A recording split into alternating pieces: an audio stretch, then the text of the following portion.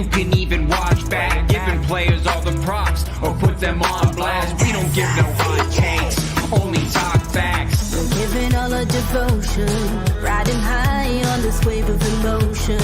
Going all out, yeah, cause this is our time. No, ain't no stopping us till we reach the finish line. All in, we came here to win. We're gonna give everything. S-I-C-K on the run. S-I-C-K, sick. On fire, we're ready to fight. We'll bring the house down tonight. S-I-C-K on the run. S-I-C-K, sick. Playing on the car ride, play it when you lounge. X and O, you know that we can hold it down. Shout out to my man Sammy, got it off the ground. And to all the listeners tuned in right now, got debates, analysis, and speculation. This is sports talk for the new generation. You know where to find us, got a reputation. Sick podcast, your #1 sports destination. We're giving all our devotion, riding high on this wave of emotion. Going all out, yeah, cause this is our time. No, ain't no stopping us till we reach the finish line. All in, we came here to win. We're gonna give everything. S-I-C-K on the run. S-I-C-K, sick. On fire, we're ready to fight. We'll bring the house down tonight. S-I-C-K on the run. S-I-C-K, sick. S-I-C-K is the sickest podcast. Tune in for the audio, or you can even watch back. Giving players all the props or put them on blast. We don't give no hot takes, only talk back. S-I-C-K, S-I-C-K, S-I-C-K, S-I-C-K, S-I-C-K, S-I-C-K, S-I-C-K. All in, we came here to win. We're gonna give everything. S-I-C-K on the run. S-I-C-K, sick. S-I-C-K is the sickest podcast. Tune in for the audio, or you can even watch back. Giving players all the props or put them on blast. We don't give no hot takes, only talk facts. We're giving all our devotion, riding high on this wave of emotion. Going all out, yeah, cause this is our time. No, ain't no stopping us till we reach the finish line. All in, we came here to win. We're gonna give everything. S-I-C-K on the run. S-I-C-K, sick. On fire, we're ready to fight. We'll bring the house down tonight. S-I-C-K on the run. S-I-C-K, sick. Playing on the car ride, play it when you lounge. X and O, you know that we can hold it down. Shout out to my man Sammy, got it off the ground. And to all the listeners tuned in right now, got debates, analysis, and speculation. This is sports talk for the new generation. You know where to find us, got a reputation. Sick podcast, your #1 sports destination. Giving all our devotion, riding high on this wave of emotion. Going all out, yeah, cause this is our time. No, ain't no stopping us till we reach the finish line. All in, we came here to win. We're gonna give everything. S-I-C-K on the run. S-I-C-K, sick. On fire, we're ready to fight. We'll bring the house down tonight. S-I-C-K on the run. S-I-C-K, sick. S-I-C-K is the sickest podcast. Tune in for the audio, or you can even watch back. Giving players all the props or put them on blast. We don't give no hot takes, only talk back. S-I-C-K, S-I-C-K, S-I-C-K, S-I-C-K, S-I-C-K. S-I-C-K. Turn up your volume. Because you're about to listen to The Sick Podcast. With Tony Marinaro. 55 seconds left in the penalty, a minute and 27 seconds left in regulation time. Boston 4, Montreal 3. Lafleur coming out rather gingerly on the right side. He gives it into Lemaire, back to Lafleur. The sickest Montreal Canadiens podcast. You're in the ball! Sports entertainment like no other. Rejoint, on lui fait perdre la rondelle, une passe devant. Et c'est le dégagement, et ce sera la victoire des Canadiens. Coupe Stanley pour les Canadiens. Le 23e de l'histoire. You found the dogs! John, you found the dogs! He found the dogs! And all together, they worked a young team to the top. And now, a 24th Stanley Cup banner will hang from the rafters of the famous Forum in Montreal. The Canadiens win the Stanley Cup! Brought to you by Energy Transportation Group. Driven to be different. La Vida TV. Embrace your true nature. And Playground, your premier gaming destination. It's gonna be sick.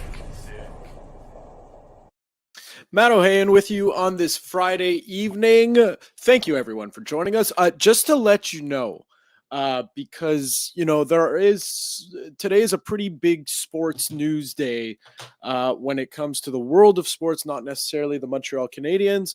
I do have to let you know that today's episode is pre-recorded because we would have a live reaction to any, if at all, Shohei Otani news. Obviously, for our baseball fans, you know who that is. For those who are not, he is basically, if you can imagine, a hockey player that can score 50 goals and then the next game go in net seamlessly, and he could post a .925 save percentage because he basically hits home runs and is an ace on the mound.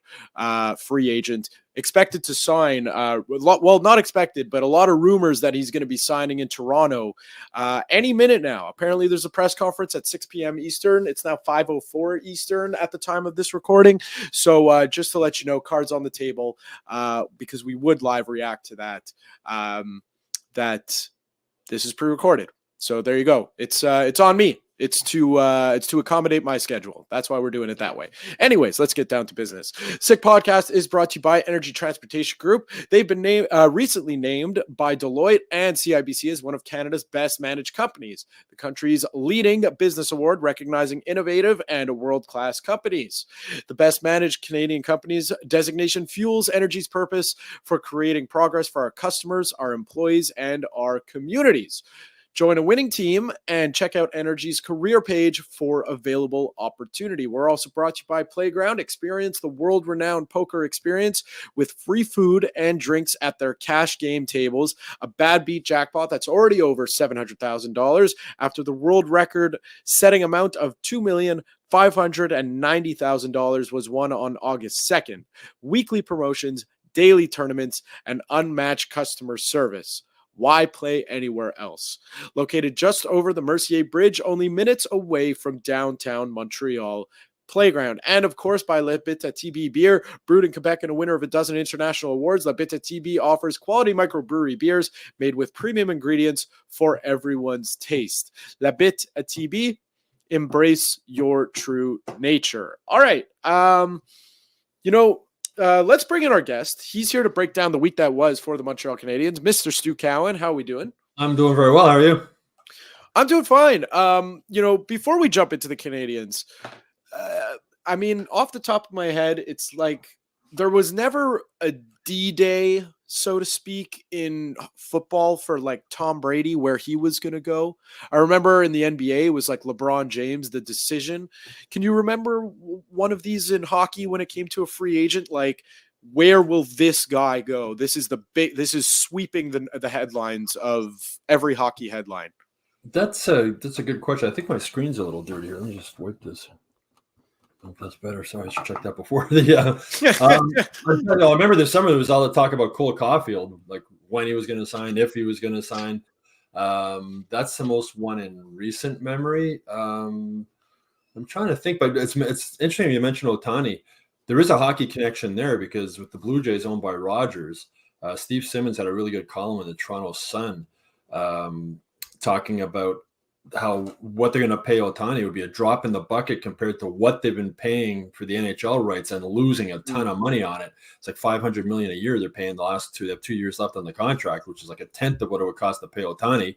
And then they would have the money they would make advertising for Blue Jay games, the different advertising they get from Japan, etc. and whatnot. So there is a bit of a hockey connection to the baseball signing. But off the top of my head, I'm trying to think the last free agent that everybody was really wondering. I want to say it was John Tavares.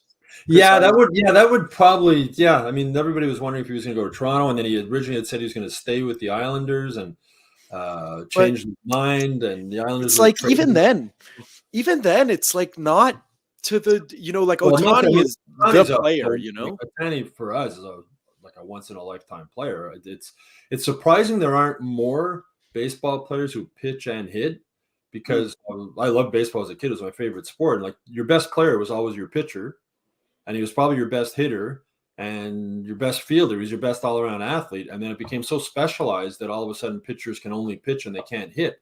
Well, why? And I think we might see more Otanis in the future now, because the amount of money you can make if you can do both, as you said, it's like having a guy who can play one game and score a hat trick for you, and then the next night go in net and get a shutout. It's remarkable. But I think we're going to see more guys like that moving forward, because, as I said, the best baseball players, at least when I was a kid playing baseball, it's always your pitcher, and they're usually your best hitter too. And I'm sure that hasn't changed. Yeah, it's really unbelievable, because like, to explain to someone who's not a sports fan just who Shohei Otani is. Like, I was telling my girlfriend the other day, I was explaining to her because I was watching SportsCenter and they had the odds of where he's going to end up on the screen. And I said, like, because she knows, obviously, I'm a Bengals fan. And, when Joe Burrow signed this offseason, it was a big money contract. And I was talking to her, I was telling her about it. And she said to me, like, I said, he's going to sign the richest contract in sports. She goes, really? More than Joe Burrow? I go, yeah, more than Joe Burrow. He's probably going to sign maybe not year over year, but he's probably going to sign a contract that's well over $500 million. Yeah. Well, he's basically your best pitcher and your best hitter, right? So imagine what would it cost to sign two of those guys for each contract. Well, that's it.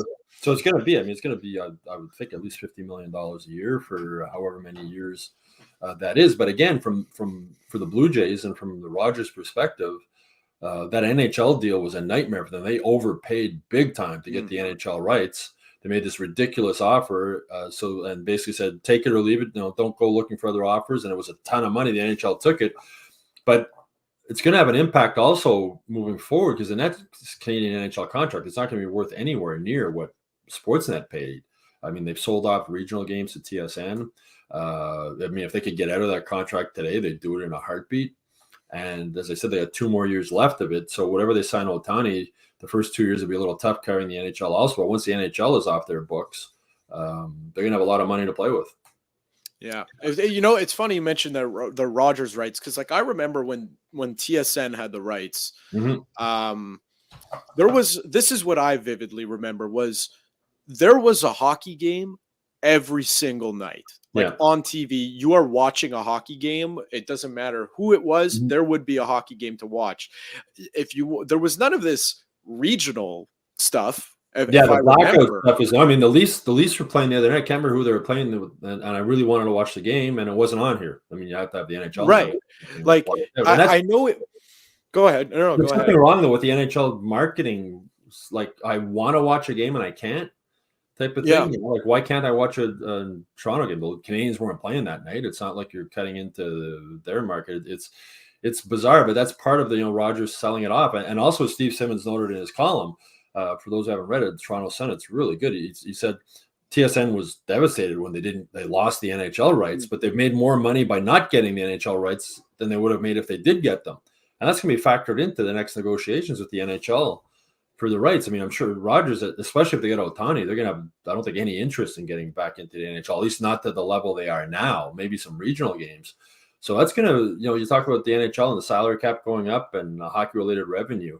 It's going to be really interesting to see how the next Canadian TV contract works out from the financial standpoint, and also as far as games being blacked out and games that you want to watch as a hockey fan that you can't watch. Well, that's it. And I think that's the part that most fans are going to care about is the blackout stuff, because just, again, like I should correct myself because I remember the Ottawa Senators, their rights were always owned by Rogers. They were always on Sportsnet East. Yeah. But if what I'm saying is like the Leaf games, you could watch 82 Leaf games on TSN. You could watch 82 Habs games on TSN, or it was like a big deal whenever the TSN broadcasted a Habs game.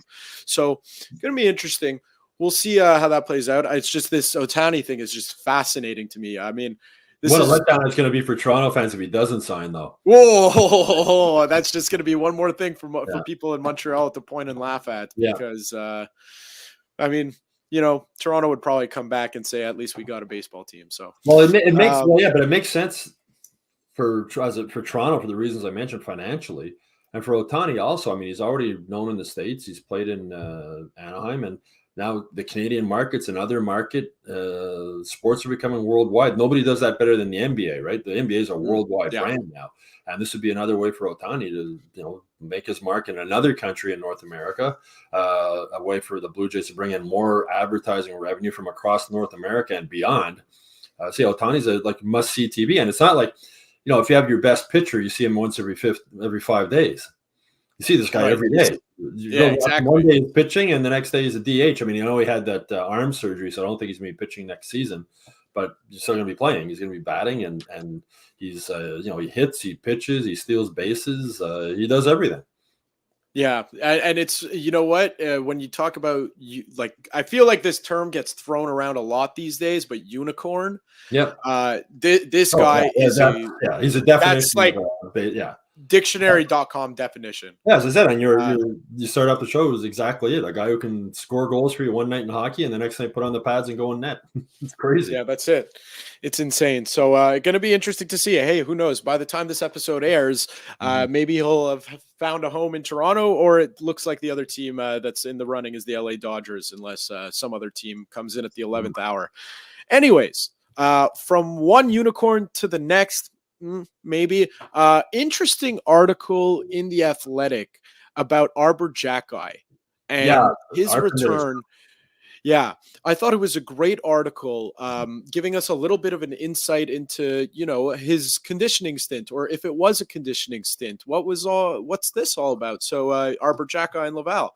I thought it was a great look into it. Interested to see what your take is on basically him saying, we can't know for sure, but what it looks like is that the Canadiens told him, hey, put everything to the side and work on the defensive game.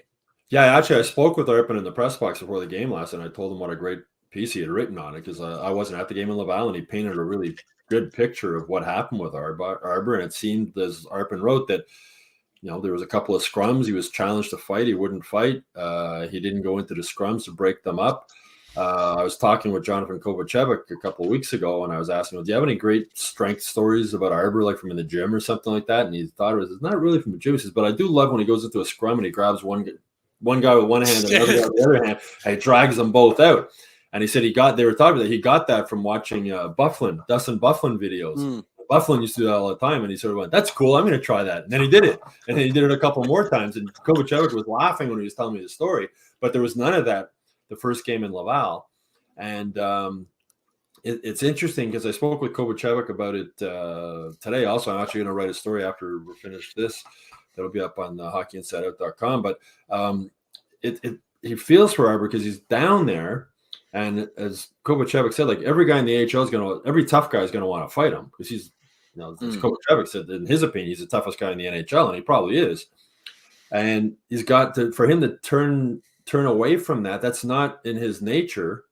But if the Canadiens are telling him to turn away, and as Arpen wrote, it's like it wasn't the same Arber Xhekaj that he saw in Laval. Like, he didn't fight, he wasn't hitting, he wasn't aggressive. It's like he didn't know what he could and couldn't do. And Arpen was upset that they didn't make him available after the game to speak, whether that was his choice or whether there was a Canadian saying he can't talk, one way or the other. So we don't really know what's going on with him. He was injured. He was away from the team for quite a while. They're on that California road trip, so he wasn't even practicing with the team. So when they sent him down, they didn't say if it was a conditioning stint or really what it was. But I figured, he hadn't practiced with the team. He hadn't played. They weren't just going to throw him into a game.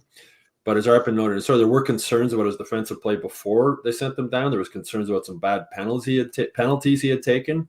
Jayden Struble gets called up and plays really well. Like, how do you send him down? So I think there's a lot of factors involved here. But for Arber, it's going to be, he's got to get his head on straight, and hopefully the Kings are helping him do that as far as exactly what they want him to do down there. I mean, I totally understand if they sent them down there and they told him, you can't fight. We do not want you to fight. We already know you can fight. We don't want you breaking your hand or that. Yeah. But without that ability, maybe he's hesitant, like, well, what if I run a guy really hard and he wants to fight me? Or what if so I think they've sort of handcuffed him a little bit, it seems. I mean, it seems that way just from what Arpen, what he wrote, what he was telling me last night when I was speaking to him about the way that the Xhekaj played in that game. So it's going to be really interesting to see how long he's there. David Savard's going to be coming back. He practiced today. He's not making the trip to Buffalo, so obviously won't play tomorrow. But he'll be back probably early next week, I would think, or at least probably before Christmas. So that means somebody else is out. And it's the Canadiens are going to have a real logjam on defense once everybody's healthy, and even next season, Logan Mayo might be ready to come up. You got Reinbacher. There's going to be a lot of guys fighting for jobs. I mean, Jordan Harris has been hurt; he's out of the lineup now too. So Xhekaj going down might also be a message to the other young defensemen, like nobody's safe, because Xhekaj brings something to their team that, apart from Michael Pezzetta, nobody else has. Right, the ability to fight. We saw Pezzetta drop the gloves last night at the end of the LA game. But it's going to be interesting to see how this plays out. It really is. It was interesting talking with Kovacevic about it today because not only are their teammates, they're also really good friends, like very good friends. They sit beside each other in the locker room. And, as Kovacevic said, he's been in that situation before too. He's been sent down to the AHL, but he didn't have the same NHL experience. And he also didn't have the target on his back as a fighter that Arber's going to have down there. So as I said, it's an interesting situation. It'll be interesting to see how long they keep him there, and if he can bring some of that grit back to his game, which is the main reason he made it to the NHL. Yeah, I really think you made a great point when you said, the Canadiens. I think it's definitely they told him not to fight. I mean, this is, and even if they didn't, I mean, you got to think that's a business decision Arber Xhekaj has to make. Yeah. Like that's like in the NFL, you got on a trick play, you got a quarterback lined up as wide receiver again, and like they need to block someone, like make the business decision here, like protect yourself. Yeah, he injured his shoulder. He injured one shoulder in his fight last year. I can't remember if it was right or left, but it's the opposite shoulder that he appeared to injure this time. So you don't want him hurting his shoulder again. You don't want him breaking his hand, punching a guy in the helmet. So it's sort of like, he's obviously, he hasn't spoken, but he's obviously disappointed. I mean, nobody's happy when they get sent down to Laval, and it was maybe a little bit unexpected for him too. He came back and skated at the Bell Center a couple of times with morning skates, and then all of a sudden, okay, you're going to Laval, and again, but like, be interesting to see how long he's down there. Yeah, it's fascinating situation because it's like the article perfectly points out. It's like the Canadiens look like a different team when he's on the ice. Like they have a select number of really big bodies on their team. Off the top of my head, it's Josh Anderson, Juraj Slafkosvky, Arber Xhekaj. I'm not going to include Kirby Dach because he's injured. Yeah, and then Pezzetta when he's in the lineup, but he's and Pezzetta last night, that fight he had, it's sort of like he's the only guy there now who's really going to go do that. Going to do that, and it was one of those sort of meaningless fights late in the game, but here's a guy who's fighting for his job, literally. I mean, he was a healthy scratch games before with Joel Armia in the lineup. Didn't like his team losing the way they were, and decided to take it upon himself to drop the gloves. But Arber Xhekaj is no knock on Michael Pezzetta. He'd be the first to tell you he's a better hockey player than Xhekaj is a better hockey player than Pezzetta, and he plays more ice time. He's out there more often. But it looks like, it could be a case of Xhekaj falling a little bit down in the depth chart as far as the Canadiens are concerned with the defense. I know Marty St. Louis wasn't happy with some of the penalties he took late in games. But as Arpen noted in his column also in The Athletic, I think it was the last 5 games he played, he didn't have any penalties. So he learned from that. So as I said, it's good. And when David Savard comes back, and if Jordan Harris is healthy to come back, who else gets sent to Laval? Jayden Struble is making a good case for not to be him.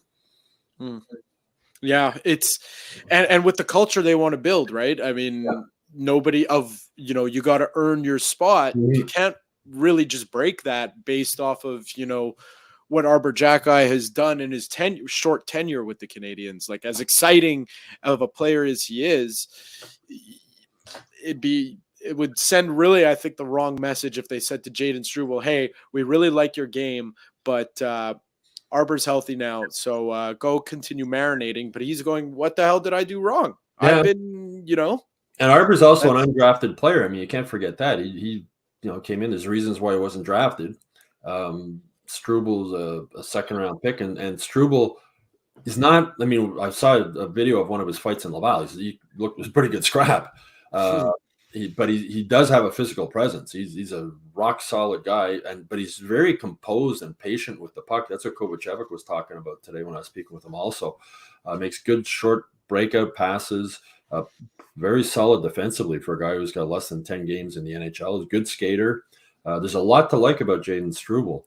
And while it's hard or tough for Arber Xhekaj being sent down, the Canadiens are in a good spot with so many young defensemen that they're going to have a lot of tough decisions to make moving forward. I mean, David Savard, I imagine, will be traded before the trade deadline in the last season of his contract, be a valuable addition to a playoff-bound team. But there's only, there's 6 spots, 7 if you count the extra defensemen sitting in the press box, and they're going to have, 8, 9, 10 guys fighting for those spots next season. Yeah, it's going to be I mean, listen, it's always a good thing to have an embarrassment of riches when it comes to prospects, especially because, eventually when the Canadiens do turn a corner and become a competitive team, it's going to be it's pretty good when you could turn around and trade a defenseman, a young defenseman, to another team for a first-round pick. That team ends up still rebuilding, and then you get another high first-round pick while competing for the playoffs. I mean, it's really, you got to get lucky. And I think it was Columbus that got lucky with Chicago's first-round pick when they traded them Seth Jones. Then Chicago tanked. And lo and behold, Columbus gets 2 high first-round picks. I mean, Columbus isn't, the hottest team in the NHL, but they got a lot of young guys. It's too bad, as you say, an abundance of defensemen. It's too bad they don't have an abundance of forwards who can score. That's been the biggest problem for a long, long time. They just don't have forwards who can score. And Cole Caulfield, who's supposed to score, isn't scoring. And Josh Anderson, who's supposed to score, isn't scoring. Nick Suzuki is supposed to score, not to the level of Caulfield, but he's not really scoring a lot. I mean, Sean Monahan's their leading goal scorer with 8 goals, 26 games into the season. I looked it up today. Caulfield's got 7 goals. There's 103 players in the NHL with more than 7 goals. So it's they're lacking on offense and they're lacking on the power play. And moving forward, they're going to have to find some forwards who can put the puck in the net. You know what's interesting to me? Well, you know what? We'll jump into it because we're talking about slumps and whatnot. Is I noticed something. Maybe the record is not really anything to. It's not anything to rave about. It's definitely not maybe. But ever since, I think Martin St. Louis. When did he call the team? Or they played soft. He didn't call the team soft. Yeah, that was after that was against Boston. Against Boston, yeah. Right. So November 18th, I marked it correctly. The Canadiens are 4-3-1 since then. Since that game, not including then. The 3 losses, 2 to LA, or the 3 regulation losses, I should say, 2 to LA, 1 to Florida. Yeah. Now, really only because I was kind of hammering them a lot that these performances are starting to pop up a little more and more vis-a-vis compared to last year. In that stretch, only the first 4-0 game against LA can you really say like they showed nothing. They showed no compete, nothing. So the slumps are the slumps. They're still happening, but there's more fight, there's more bite, there's more juice to this team in the past few weeks. Yeah, and the LA, both LA games, that LA team, that 1-3-1 that they play, And from us up in the press box, we're 8 floors up at the Bell Center. We're high up. So you're looking right down and you can really see how they work at this 1-3-1. And Canadiens had problems getting out of their own end. They couldn't get the puck past their own blue line.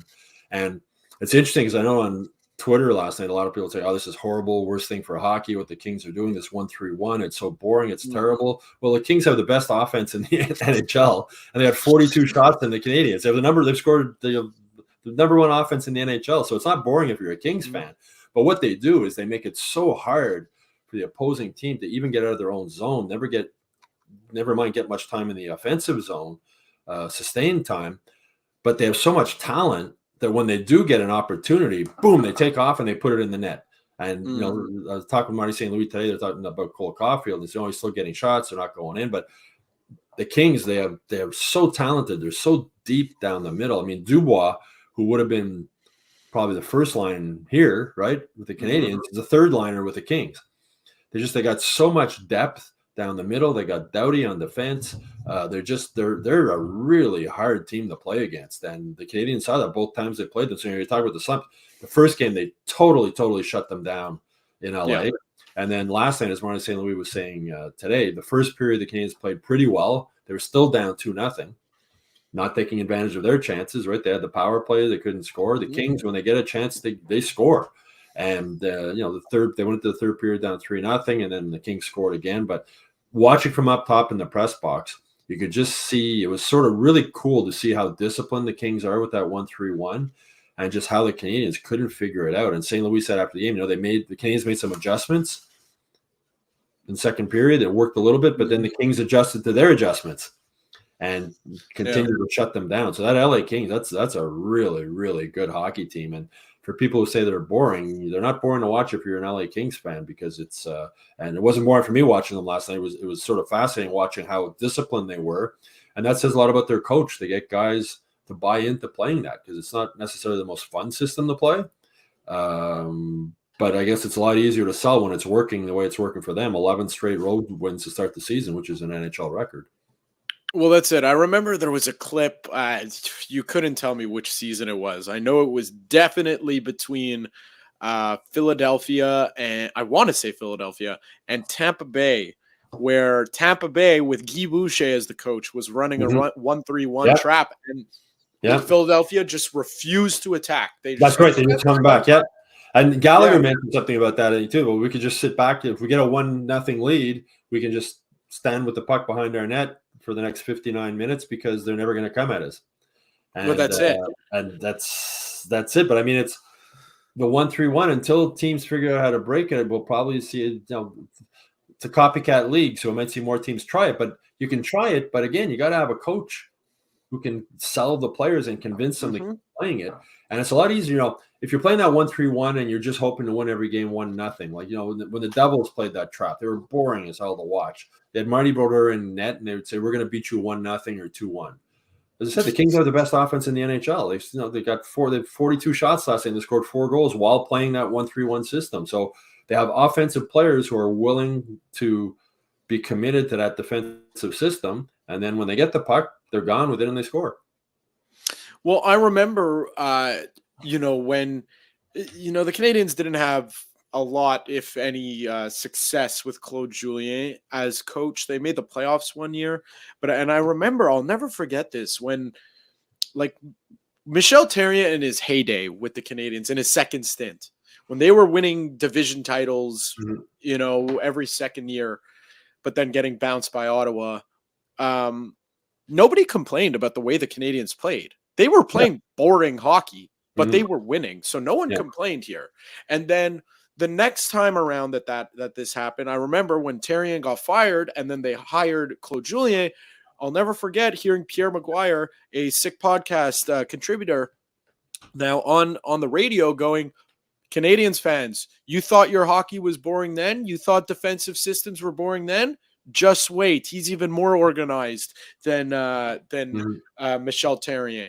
And then there was one season. It was the season with Radulov. The Canadiens made the playoffs, and they couldn't do anything in the playoffs. Yeah. But again, that season, no one really complained. So no one complains when it's your own team and you're winning games. So and as I said, it's a difference between playing that system and scoring 2 goals a game, or like the Kings are averaging 3.8 goals a game. I think it is. They score. They play amazing defense, and they have a lot of offensive talent. Yeah, it's funny when you say it's a copycat league. I wonder how many teams will do it, because it's also a matter. See, it's funny because you said getting players to buy into playing that system. The way I view it is having someone who's disciplined or having the players, the personnel, and the coaching staff disciplined enough to keep it together. Yeah. Because it's like you can watch. I'm sorry, this is the third football reference. I'm sorry to our fans that I'm making, but I'm sure you've all heard it. The tush push in Philadelphia. Yeah. The Eagles get to the 1 yard line. They line up in a rugby scrum. Jalen Hurts gets shoved into the end zone, and it works every time in Philadelphia. Copycat league, every other team tries to do it. It doesn't work because they don't have the personnel and they don't know how to do it. So it's going to be interesting to see how many teams copy the LA Kings, but then really buy into copying them. Yeah. Yeah. And how many teams copy it and can still score a lot of goals? And that too. That's the other difficult part. That's the other thing. But I mean, there was times last night I was at the press box watching. You could see Kovacevic or one of the defensemen or Mats would have the puck behind them. They'd look and they'd sort of come back, and just that one forward up front sort of just watching them, not going after them. And they were like, okay, you'd see guys circling back and trying to figure. And then they'd come up the ice like that was that move in the Mighty Ducks movie, they called it, when they all came up to the ice together. The flying V. Yeah, it sort of looked like that a bit, trying to figure out a way to get through it. And then, as I said, when they don't get through it and the Kings get control of the puck, they take off the other way. Yeah, it's the thing that I always find amazing is that the 1-3-1 has been around forever. I mean, it's been a thing in hockey. Just give me an offensive minded coach who can break it already. Well, there's got to be someone who knows how. One coach told me there's not that many different systems in hockey. There's not that many. There's variations of them. Different variations of it. They're very similar types of ones, and the 1-3-1 is one of them. They said it's been around. It's not that hard. I don't think it's that hard to coach. I mean, it's when you watch it, it's pretty easy. You have the one guy that makes it up for you. You have 3 guys sort of lined up near center ice, and then the one defenseman back. But it's how they adjust. Like as Gallagher said, the Canadiens made adjustments to break through it, and then the Kings had made adjustments to spread out more or tighten up a little bit more. They've mastered it. I mean, the Kings have mastered this 1-3-1. It's going to be interesting to see as the season goes on. And it really works on the road, obviously, right? On the road, you're not worried about entertaining fans or whatever. You're just there to pick up the 2 points if you can. But it'll be interesting to see if a team can break them down during the regular season, or if a team wants to get to the playoffs and you're playing them, up to 7 games in a row. When you get to that point, it might be easier for coaches and players who are seeing it night after night after night after night to break. I mean, the Canadiens don't play the Kings again this year. They played them twice, so they don't need to worry about it. But as I said, it's something I'm going to watch going through. And also watching Philip Danault last night, when I asked Gallagher after the game, I said, Danault seems like the perfect guy for that type of a system. And he said he is, because he's so good defensively to start. He's got a really good stick, which is a big part of playing that 1-3-1. And he's got offensive ability when he gets the puck, and they take off on the offensive side. It's an impressive team, those LA Kings, and they're big. They're big, and they don't got. I mean, like we've said they have the number 1 offense, but it's not just by committee. They've got elite talent littered all over the lineup, and my God, Anze Kopitar still doing it. I was watching Doughty last night. I mean, the guy can still skate. He moves. He's so good on puck battles. He's one of the goals, he just, like I said, he got the puck and he just took off with it, and the Canadiens almost weren't prepared for it. They were so mindful about, okay, how are we going to get through this 1-3-1? And then all of a sudden, Doughty has the puck and he's gone. I was like, oh man, now what do we do? Well, it's crazy to me, the longevity of that team. Just when you have a core, you keep them together, because they went through some tough times in LA. They did. And Doughty's 34 years old. Well, that's it. And that means Kopitar must be 37, because he was drafted in the same draft as Sidney Crosby. It's He's 36, actually, Kopitar. I just checked. Well, there you go. So Yeah.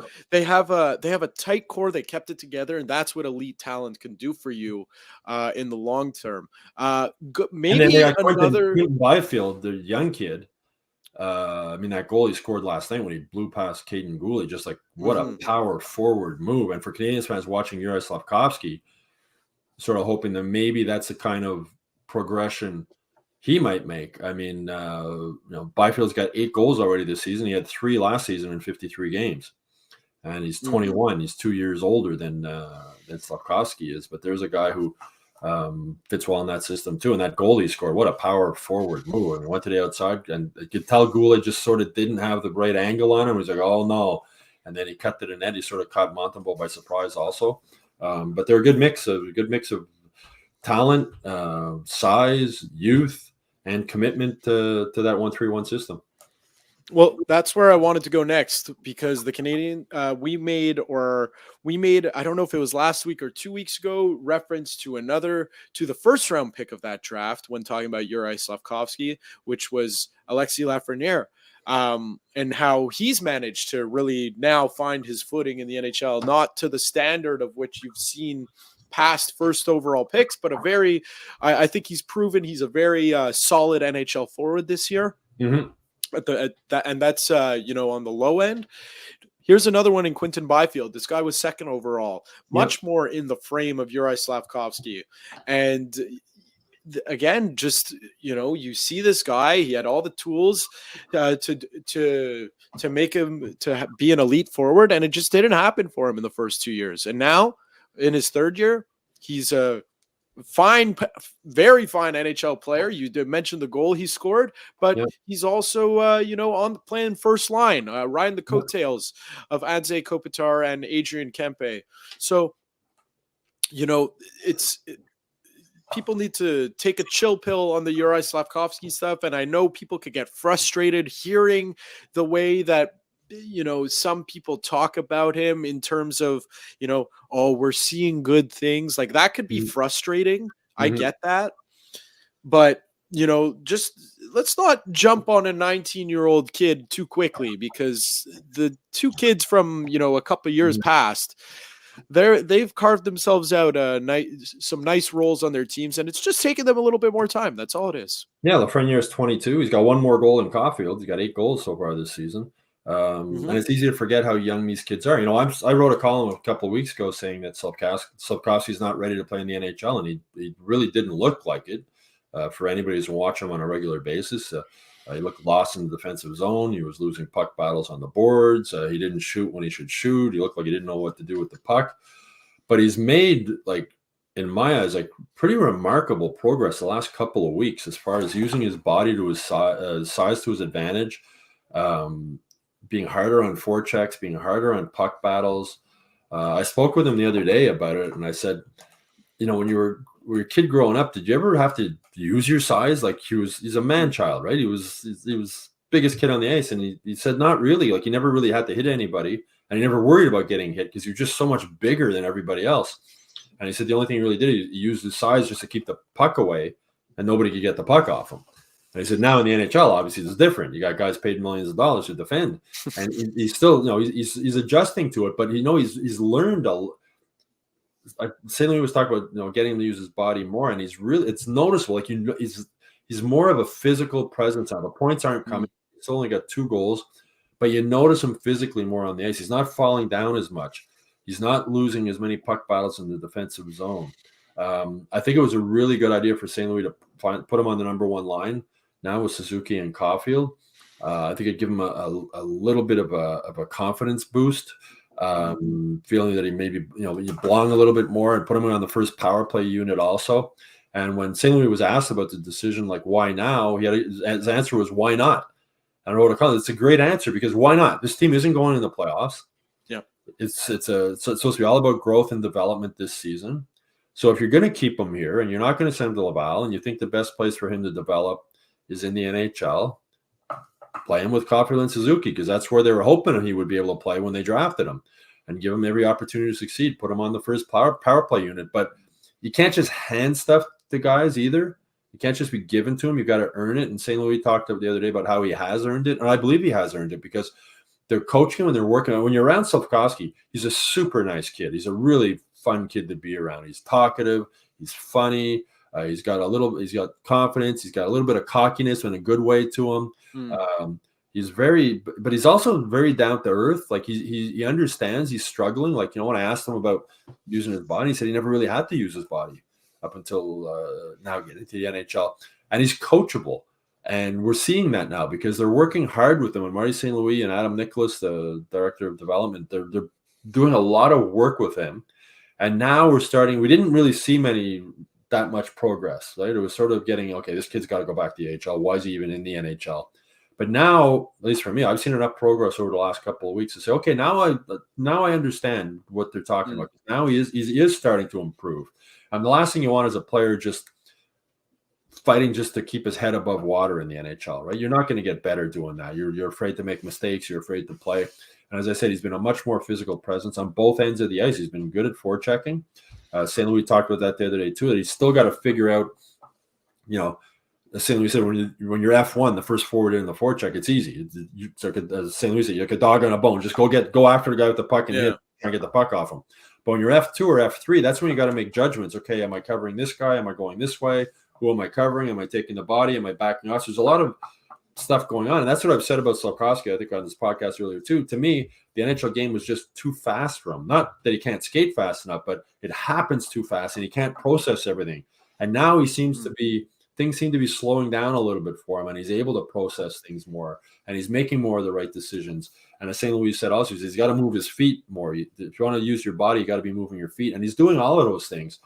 It'll be interesting to see how long – hopefully for his sake and the Canadiens' sake, he doesn't take a step backwards. Like this continue. There might be a little dips here and there, but hopefully he can continue on this. And for his sake and for the Canadiens' sake, you hope that the points will continue.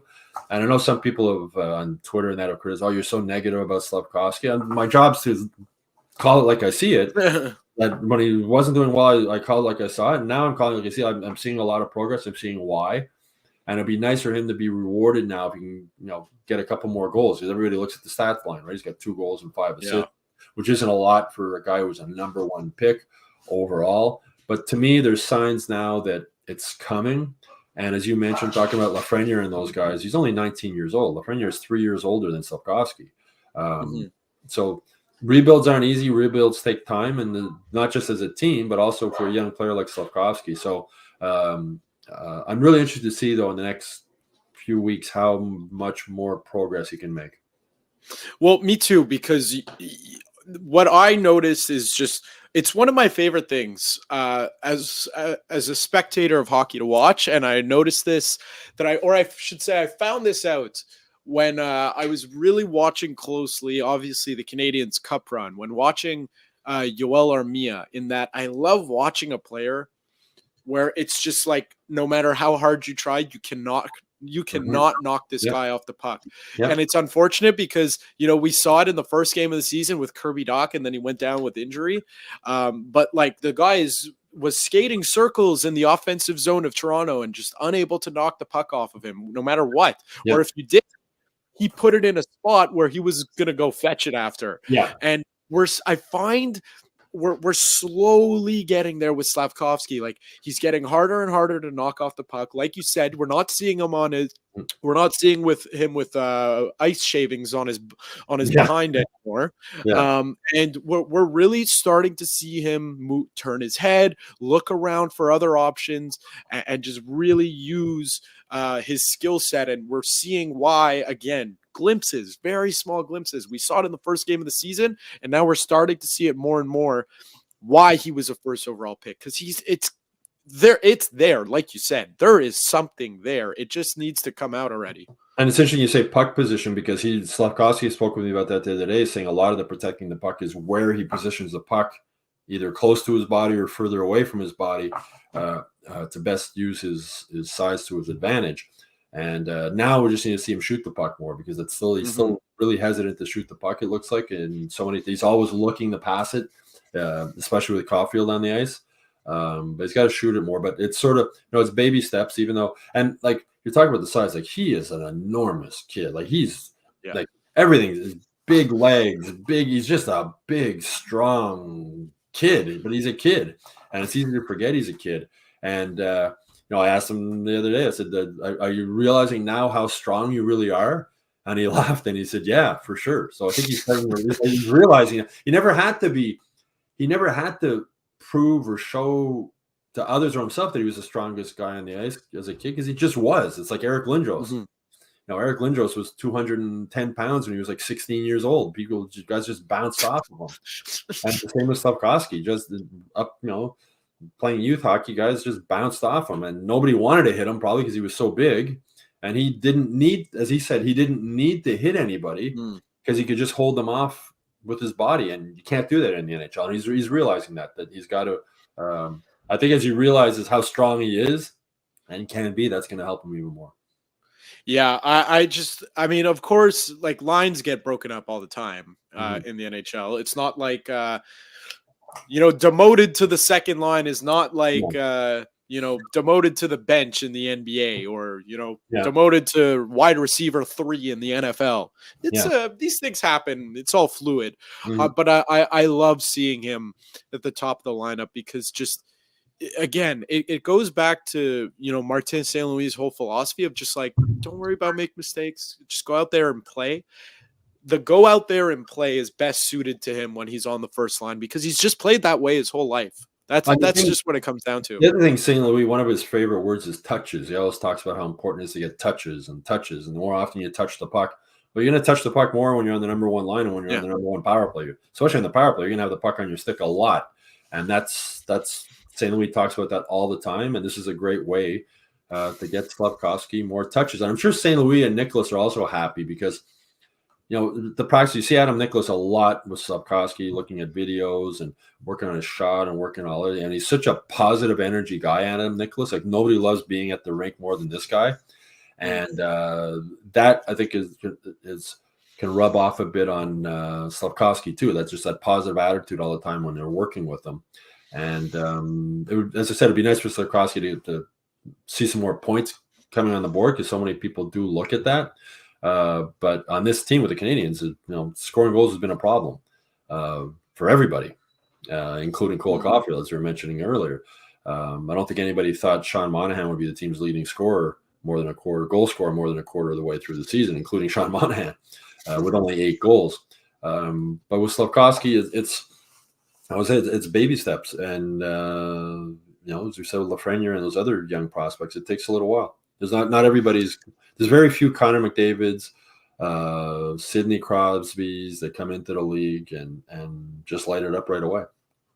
Well, that's it. Not everyone who gets drafted first overall is a generational talent. I feel like in the NHL, fans have gotten spoiled to those types of players. It just feels like, I can't remember the last time it's been like so close to each other. Connor McDavid, Connor Bedard, that's really close to each other. So, and Bedard, Bedard, look what he's doing. He's on a bad team. He's on a bad hockey team, and he's that's it. Putting up there. He's just such an incredible individual talent. And then you got, and like thrown in the middle of all that, you have Austin Matthews in there. There's just, it's a ton of talent, and it's going to come with the territory, as unfair as it is, but it's just not every draft is littered with crazy talent. I mean, but we are seeing the generational talents come along a little, as you mentioned, a little quicker now, like more of them. And part of that is so many kids are, the top level kids are playing hockey 12 months a year from the time they're 8 years old, and with the stick handling coach and skating coach and this coach and that coach and nutritionist and everything else, are like hockey machines. And that's why the ones who are very good already with add all that onto it, and this is the result you end up with. So, but it's just, again, like you always say, they're not all created equal. No. But we're seeing some really, really good stuff from Juraj Slafkosvky. And again, for his sake, so that, people could get off his back a little bit, just start putting the puck in the net. And the biggest thing is, you said it, he's got to start shooting the puck more. Just like, it's his shot when he was on the when they put him on the power play last year. Yeah. There was one goal he scored. I think it was against St. Louis. It was in St. Louis. And he just like took the puck from like Nick Suzuki's spot and just ripped it past the goaltender. And I was like, oh my God, this guy is like a rocket. And that was even a slap shot. That was like a regular wrist shot. And he just fired it past him. So I it takes think him too long to get it off a lot of times. He's still slow, like with the release. That'll come hopefully for him within time, getting that shot off quicker, because as he's realizing, you just don't have that as much time as you think you have in the NHL when you get the puck. You got to be ready. You got to be ready to shoot. There's Cole Coffey that said, so you got to be ready to shoot before you got the puck. You got to be ready to shoot and know where you're going to shoot before you even get the puck. So last thing we'll talk about before we get out of here is he did it. He finally did it. There was no goalie in the net, but Josh Anderson scored his first goal of the season. What was it like in the room around the team after that happened? Well, right after the goal, I mean, we saw all the players on the ice go over to him, including Samuel Montembeault, who left his crease to go hug him. The smile on Anderson's face said basically everything. But then when he went back to the bench, and I was in the press box, I was looking at the TV in the press box, and he almost looked like he was going to cry on the bench. Like, you imagine the emotions he's gone through, like 24 games without a goal, and it's all everybody's talking about every day, day after day after day. We're asking, why can't you score, or why isn't it going in? And then he finally gets it. Yeah, it was an empty netter, but they all count at the end of the day. And it was just, I'm sure, just such a relief for him. And then after the game in the locker room, we were waiting, and we talked with all the other players and waiting. It was at least 10 minutes we waited before he finally came out. And he's still, and it's how you could tell he was still emotional. Like he might have been composing himself a bit in the room and just taking a deep breath before he came out in front of the cameras. And just, I think fans and us in the media sometimes forget that these guys are human beings and they have the same emotions as all of us. And like, this must have been eating at him. I'm sure he wasn't sleeping well. I'm sure it was affecting other parts of his life. And then he had a good story. He said he got a text from his grandmother who watches all of his games.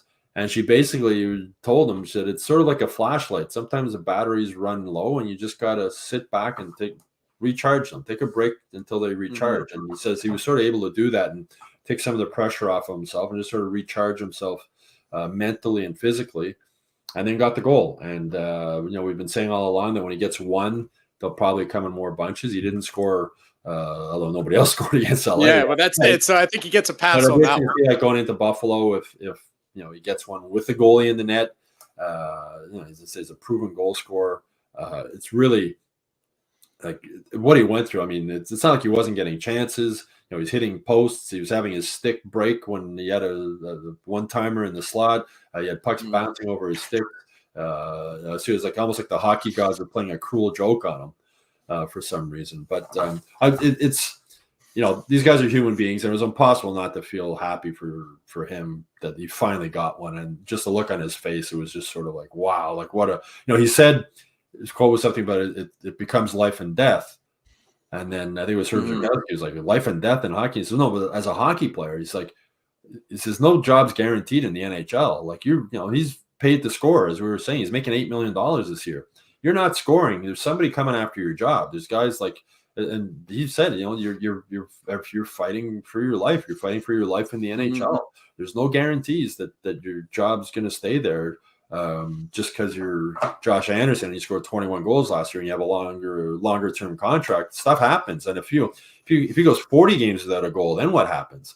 You still keep him in the lineup, you take him out of the lineup, you send him down. What do you do? So he was well aware of all that, and all of that was just weighing on him. And then when we that term monkey on your back, when he finally got it in, you could just almost see it, like just the wow. It was like 1,000 pounds off his back. It was, I'm sure, like I said to him, so you go home and sleep well tonight? He said, oh, yeah, I think so. It was sort of. Yeah, it was great to see, because just like it was also nice the fans give him such a nice ovation. And he spoke about that after the game too. This is a hard place to play. It can be a really hard place to play. Fans are critical, media is critical, but I think it meant a lot to him that the fans responded the way they did when he did score. Well, you know what? This for all the crazies, because this city is Habs crazy.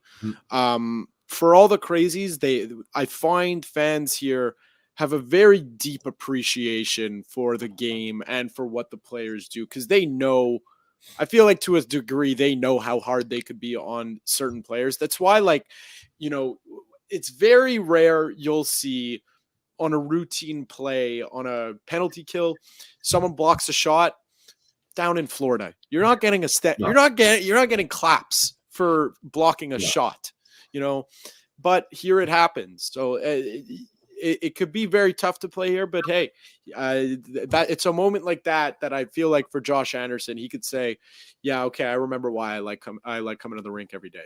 Yeah, and the reason fans get crazy at times is because they love this team so much. This team means so much to so many people. There's a passion. I said it's almost like I have sickness in this city. People can't get enough of this hockey team and the players.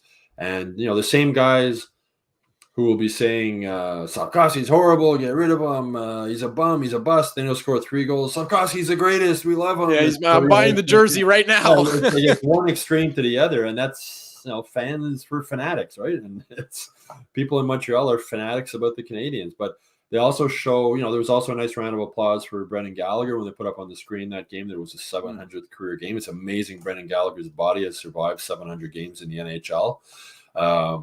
So it's fans here know their hockey, right? They appreciate and they also, the other thing with that is they appreciate he was working hard. It's not like he was dogging out there and not scoring. He was just really unlucky. He really was unlucky. The puck just wasn't going in for him. And that factors into, I think, the way the fans reacted also.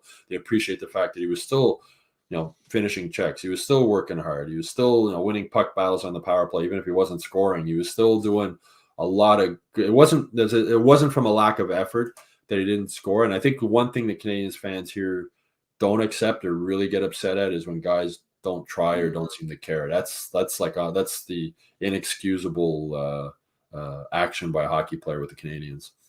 Yeah, it's definitely cardinal sin, and it's just when we were talking about that, we were talking after that game against Florida where Anderson was just like it's like someone must have put 200 milligrams in his pregame protein shake, the way he was just hitting everyone out there, of 200 milligrams of caffeine. So it's like, we knew it was coming. Even if it was an empty net. I mean, he probably wasn't trying to score there. He's probably just trying to send the puck down the ice. And it went in for him. So, I was wondering, we were saying, it's going to come. I had reached the point he might never score. Like, seriously, I was thinking he might go 82 games without a goal. And he was probably starting to think that too. Like, I might think we're going to score a goal again. Because I kept so many times I would go to the game and say, tonight's he's going to score. I sit beside Arber Xhekaj. And then Herb never said anything. I'll give Herb credit for this. That night, he said, he's going to score tonight, and it's going to be an empty netter. And he called it. So he called it that night. Tonight he scores, and it's going to be an empty netter. So when he did, I don't know if you know Herb, he looked, he just told you. That's awesome. Yeah. Anyways, hey, listen, some more good hockey for the Canadiens to come up. I mean, if you like defensive hockey, generally games between the Montreal Canadiens and Buffalo Sabres are pretty 3-1, 2-1 type of vibe to them. So that's a good. The next game will be a good one against Nashville. I always like. I find Nashville a very entertaining team. Mm-hmm. So a rare back-to-back Saturday Sunday for the Canadiens again. Where it's a Sunday nighter. Very interesting choice of scheduling. Schedule. Also had a Monday game this past week, which is a rare thing also, and this is the second time they played Saturday Sunday. And you say but it's the Sunday night that's throwing me off. Yeah, well, it's back to back. That's why they wouldn't play the Saturday night, Sunday night. But it's true. Like I can't remember last time they had a back to back on a Saturday night and a Sunday night. Yeah. Anyways, enjoy the hockey, Stu, and we'll catch you next time. Okay, take care. That was Stu Cowan. I'm Matt Ohayon. Again, just to let you know, this was a pre-recorded show. Sorry, it's my fault. Thank you to Stu for accommodating my schedule. Thank you for producer Shane for accommodating my schedule. Appreciate both of you. All right, that's it for me. I'm Matt Ohayon. We'll catch you next time. And that's a wrap. Hope you don't miss us too much until next time. Follow the Sick Podcast with Tony Marinaro on YouTube, Instagram, Facebook, Google Play, and Apple Podcasts. The Sick Podcast is brought to you by Energy Transportation Group, driven to be different. LaVie.tv, embrace your true nature. And Playground, your premier gaming destination.